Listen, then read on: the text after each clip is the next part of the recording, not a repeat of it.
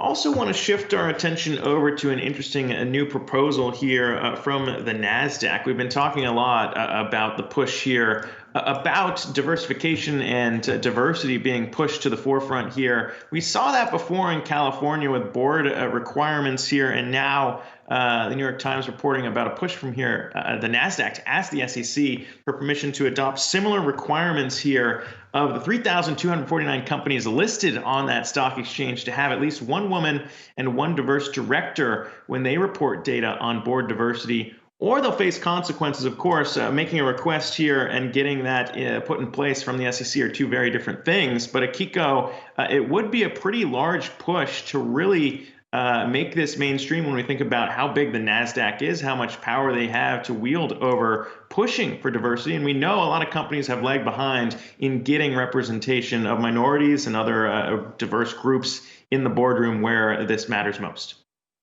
Yeah, no question. If this proposal does in fact go through, that would be a significant shift for the Nasdaq. And we heard from Nasdaq President Adena Friedman earlier saying that when you look at those 3,000 plus companies that are listed right now, 75% of those companies don't meet the diversity requirements. Now, she clarified that by saying, look, in terms of having women on the board, that's one thing, but that diversity, quote unquote, hire is another step that needs to be taken here. I think there's a lot of questions around this. You know, one, what is that diverse hire actually entail? Is it about an executive of color? Is it about somebody who is within the LGBTQ community? I mean, these are all discussions that are still ongoing. Now, the Nasdaq will frame this as a way to provide more transparency to investors. And I think there is some truth to that. If you think about what's been playing out on the climate front, for example, we saw increasingly companies early on this year sort of say we are going to be much more transparent in divulging our climate risks. BlackRock, one of those companies that came forward talking about that as well. So there does seem to be a move towards more transparency on that front. And I think this raises the question, if in fact it does go through, you know, what is the next step then? Is it going to be about requiring companies to divulge their climate risk, for example? And I'm not sure, you know, how companies would feel comfortable about that, and whether, you know, in fact, this would result in some companies saying, look, instead of going to the Nasdaq, we're going to go to the New York Stock Exchange.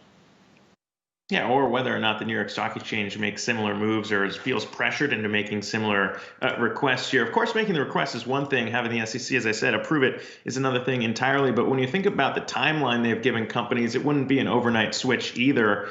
Companies would have about a year to kind of disclose their diversity data here and have at least one woman or a diverse director within 2 years. So there would be time to make those changes. We've seen the same thing with that law in California to have women on the board there as well, or at least one member of a diverse group there. In terms of that, it was by the end of 2021, those companies would have to have that in. But I mean, this is something that clearly is becoming a mainstream conversation. Before, it was mostly something that maybe HR groups would stress. Now you're thinking about, you know, the Nasdaq pushing for this. It just goes to show how far we've come, I suppose, in making these not just talking points, but also what could be rules, depending on how the SEC chooses to rule there. But I guess we'll have to wait and see on that one, Aikiko. Yeah, I mean, I think it speaks to the broader conversation that happened over the summer, you know, in response to some of these protests about the need for more equality and the more diverse makeup here. And some would argue if you can't measure it, there's no way to see what kind of progress is being made. And this is the Nasdaq saying, look, this is one way for us to measure it. But of course, as you point out, we're going to have to watch this one closely because it is not an overnight switch.